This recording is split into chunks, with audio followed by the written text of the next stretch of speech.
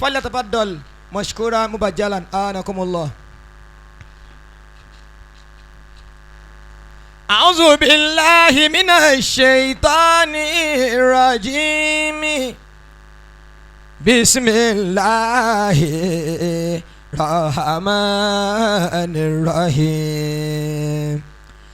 فقلت استغفروا ربكم إنه كان غفارا يرسل السماء عليكم مدرارا ويمددكم بأموال وبنين ويجعل لكم جنات ويجعل لكم أنهارا. أعوذ بالله من الشيطان الرجيم. بسم الله الرحمن الرحيم. الحمد لله الذي علم نبي الأول العلم والصلاة والسلام على حبيبه الذي قال في حديثه خيركم من تعلم القرآن وعلمه صلى الله عليه وسلم وعلى آله للأعمال الزكية والنفوس الطاهرة آمين وأصحابه الأبرار آمين ومن نهج منهجهم وسلك مسلكهم إلى يوم الدين آمين. ada ọpẹ́ lọ́dọ̀ Ọlọ́run. alhamdulillah. láì ní fàásìkògùn. Allah. lẹ́yìn kíkì tọ́lọ́run àti tànà Muhammad. sallallahu alayhi wa sallam. gbogbo àwọn wàlíyé Ọlọ́run Ọlọ́run bá ṣàlékún ìkẹ́ wọn. àmín.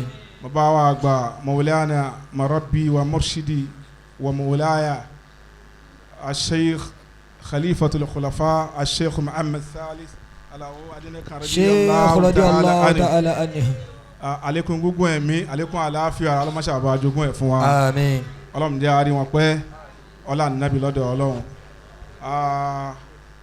ọ̀pọ̀lọpọ̀ a kí gbogbo àwọn àlejò wa níkàlẹ̀ látọ̀dọ̀ Sheikh Dr. Muhammad Daoud Oníyìdé. adamallahu hayatahu. láti LASU. inshallah. gbogbo àwọn àfáwà sars mutada kárí gbogbo àwọn àfáwà gbogbo yín náà la kí. A kí gbogbo àwọn fámìlì oníwàlímà.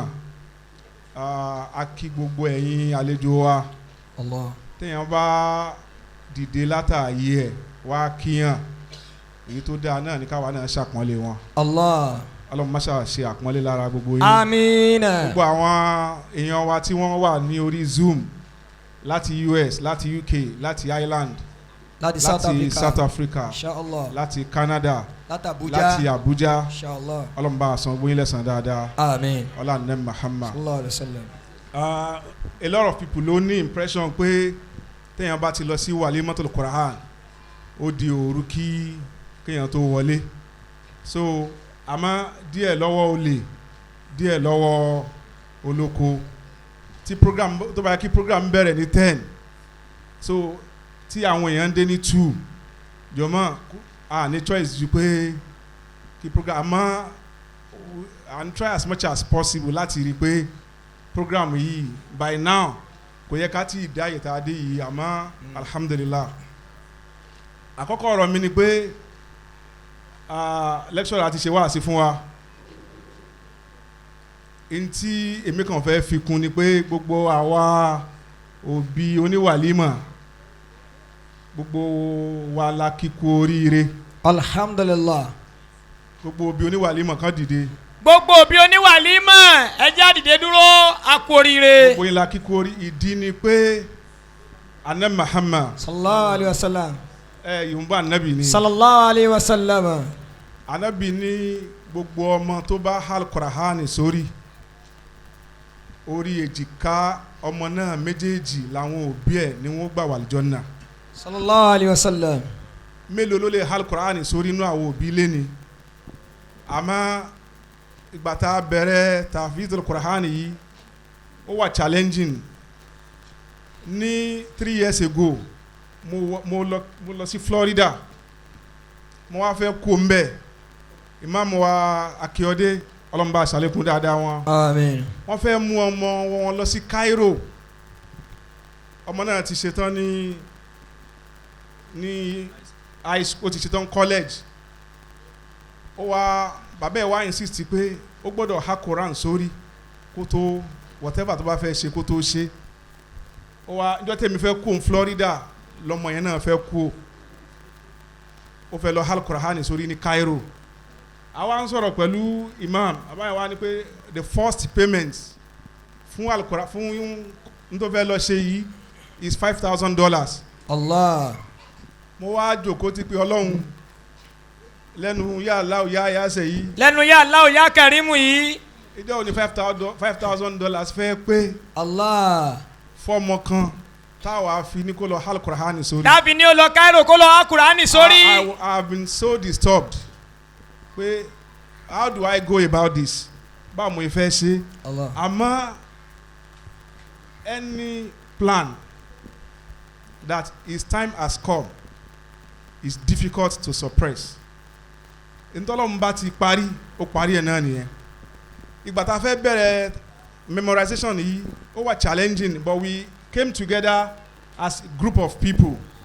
ká dúpẹ́ lọ́wọ́ Umul Faida àti director wa àjọ agree pé whatever the cost let's make sacrifice from the beginning. tá a bá bá dá àyè kan ká wá polongo ẹ̀ gbogbo ẹni bá fẹ́ dá síṣẹ́ Ọlọ́run kóun náà wá tara ẹ̀ dá sí. àmọ́ alhamdulilayi lẹ́ni it's been so wonderful àwọn ọmọ yìí bí ìgbà tí Ọlọ́run rí àníyàn wa tó fi because wọ́n ha bí eré ó dẹ̀ ń lọ wẹ́rẹ́ so tágbàlagbà mi gan bá ń kírun lẹ́ni tí ò bá sọ Al-Qur'ani ká àwọn ọmọ wọn máa fọ́ọ̀tì kíra ẹ̀ wọ́n máa fọ́ọ̀tì recitation ẹ̀ so ọpẹ́ ni fọ́lọ́run alhamdulillah lórí àṣeyọrí níbi tá a bá dé yìí àmọ́ n tá n fẹ́ gangan sí yẹn o ní capacity building. How do we now báwo la ṣe fẹ́ improve upon the standard we have presently? ayé ti rọrùn ju káwọn ọmọ máa ó ti rọrùn ju bó ti yẹ lọ. We want a situation tí àwọn ọmọ yìí máa wà more comfortable tí will have more teachers. kì í ṣe gbogbo àfáà ló lè handle Quran memorization. So gbogbo eléyìí náà ni à ń gbèrò láti ṣe. ìdí tí mo fi kí ẹ̀yin òbí oníwàlímọ̀ kú oríire ni pé Ọlọ́run ní Al-Qur'an gina la fakara ba'dahu hadith Annabi Muhammad ni afwan. Annabi ní Al-Qur'ani tẹ̀rí ni. Al-Qur'an gina la fakara ba'dahu wala gina dunahu. pẹ́pẹ́ ọ̀rọ̀ kan ní tó jáde pé ní bẹ́yàn bá ti ní láyé kò tún tòṣì mọ́ láyé. Annabi Muhammad sallallahu alaihi wasallam Annabi wani al-baytu alladhi yuqra'u fihi al-Qur'an tanazzal fihi al-malaika. gbogbo ilé tí wọ́n bá ti ń kí Al-Qur'ani níbẹ̀ àwọn màláíkà Ọlọ́run kankan wọ́n sì mọ sọ̀kalẹ̀ sínú ilé náà. wa tahjuruhu ash-shayatin. gbogbo tí ń jẹ́ràn ẹ̀mí èṣù yóò sì máa sáko nínú ilé tí wọ́n bá ti ń ké Qur'ani. ẹ wá lè imagine ẹni tí ò ké Al-Qur'an tọmọ yẹn sì Al-Qur'an sórí. Ànábì tí wàá sọ ní hadith kan sallallahu alayhi wa sallam èmi ò ṣe wá sí àmọ́ mo kàn fẹ́ àwọn point kan mo fẹ́ kí ká dì mú. Ànábì ní ẹni tó bá Al-Qur'an sórí sallallahu alayhi wa sallam tó bá di lálkìámà èèyàn mẹ́wàá nínú ẹbí ẹ̀ ẹ gbọ́ dáadáa jọ̀mọ́. Allah ẹ jẹ́ àfarabalẹ̀. èèyàn mẹ́wàá nínú ẹbí ẹ̀ tó yẹ kí ọ̀rọ̀ ẹ̀ ordinarily tó yẹ kọ́ ọ̀rọ̀ ẹ̀ já sí Jahannama níwájú Ọlọ́run á torí ọmọ kan tó Al-Qur'an yìí Ọlọ́run á sọ èèyàn mẹ́wàá nínú ẹbí ẹ̀ yóò sọ wọ́n dọmọ àlìjánná. sallallahu alayhi wa sallam. So Al-Qur'an yìí we are proud to have established a Quranic memorization school. Alhamdulillah. And in-term building is not for the students alone. Fún àwọn tó bí wọn, fún àwọn ẹbí wọn, fún ọjọ́ iwájú àwọn ọmọ yìí, fún ayé wọn, fún sàárè wọn àtàlùkìámà wọn ni. Allah. Gbogbo ẹni bá Al-Qur'an sórí inú sàárè Al-Qur'an ni ó máa bá a nọjú. Ẹ wo iye ọdún tí bàbá tó bí ìwọ náà ti kú. Tàlùkìámà ò sì tí ì dé. Allah. Ọlọ́run ló mọ iye ọdún tàlùkìámà ó dé. Kí ni ó máa jẹ́ pin wá nù sàárè? Ara aṣẹ́ tí Al-Qur'an fẹ́ ṣe nínú ìgbésí ayé àwọn ọmọ yìí ni o àti ìgbésí ayé ẹnìkan kan wá náà anabi Muhammad sallallahu alayhi wa sallam. ibi tá anabi prioritize hí alukur'ani dé tí àwọn èèyàn bá kú ńgbà náà pàápàá jùlọ lójú ogun ká anabi tó sin wọn anabi á béèrè pé èwo ló há alukur'ani sórí jù nù wọn tó bá nà ká fún anabi pé léyìí ni wọ́n ti kú o anabi kan fẹ́ sin wọn ni èyí tí alukur'ani tó há sórí pọ̀ jù lànàbì àwa gbé síwájú anabi àṣẹ wa tó àwọn tó kù sí ẹ̀yìn sallallahu alayhi wa anabi sallam. àṣẹ wa kírun sí wọn la kódà nínú sàárè ẹni tí alukur'ani ní há sórí bá pọ̀ jù lànàbì máa ń fi síwájú nínú sàárè sallallahu alayhi wa sallam. so tó bá fẹ́ yan imam anabi ni ẹ wo tí ẹni tí alukur'ani tó pọ̀ jù lérí tó bá fẹ́ yan leader nínú society religious or political or social anabi ni ẹ wo ẹni tí alukur'ani so these are spiritual benefits and significance àwọn àǹfààní kódà nínú research àwọn èèyàn téèyàn bá alukur'ani sórí kò ní undergo depression pé èèyàn wà depressed àbó ní gbogbo àwọn psychological téèyàn bá alukur'ani sórí alukur'ani ti yanjú shifaun wa rahma lil mu'minin. alukurani tẹ́rí ni ìwòsàn ló jẹ́ ìkẹ́sì ló jẹ́ fún gbogbo ẹni bá gbọ́ lọ́wọ́ ọba gbọ́ tó sì mọ̀. gbogbo àwa tá a wá jòkó ti àwọn ọmọ yìí lé ní bushra lana. gbogbo àwa tá a wá àwa tó gbé tá a wá àwa ẹbí tá a wá àmọ̀ kú oríire. eríire la ṣe yìí ẹlòmíì ó lo òde mi ibẹ̀ ládánwò ti bá. oríire làwa wá yìí ẹlòmíì ó lo òde mi ibẹ̀ ni ó ti kàgbákò àmọ́dé táwa wá yìí òde eré ni òde àlùbáríkà ni. òde àlùbáríkà tá a máa rí ládẹ́ láyé tá a sì rí ládẹ́ lálùkìyàmà. Allah. ọlọ́run kó wọlé àná Muhammad gbogbo àmọ́ yìí ọlọ́run bá fún un ní àlùbáríkà. ọlọ́run bá fún un ní àlùbáríkà. ibi tá à ń lọ òjì ibi tá à ń yà ló pọ̀. Allah. ẹ rí i pé gbogbo àwọn wàlímọ̀ tẹ́ ń lọ oríṣiríṣi eléyìí yóò ti ẹni ò ti rí kó yàtọ̀ díẹ̀. wọ́n á ti máa rí kó yàtọ̀.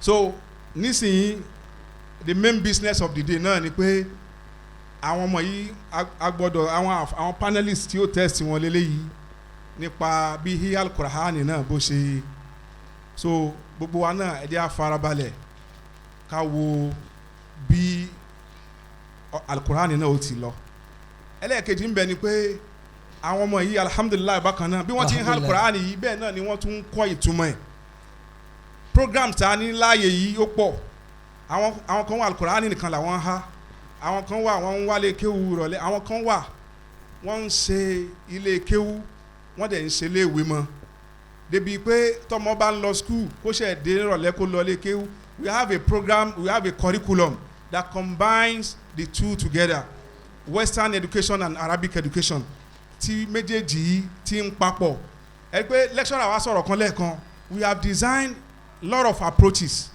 láti jẹ́ káwọn ọmọ yìí lè imbibe some cultural values nípa pé society tá a wà lẹ́ni oríṣiríṣi àdánwò ló wà ń bẹ̀.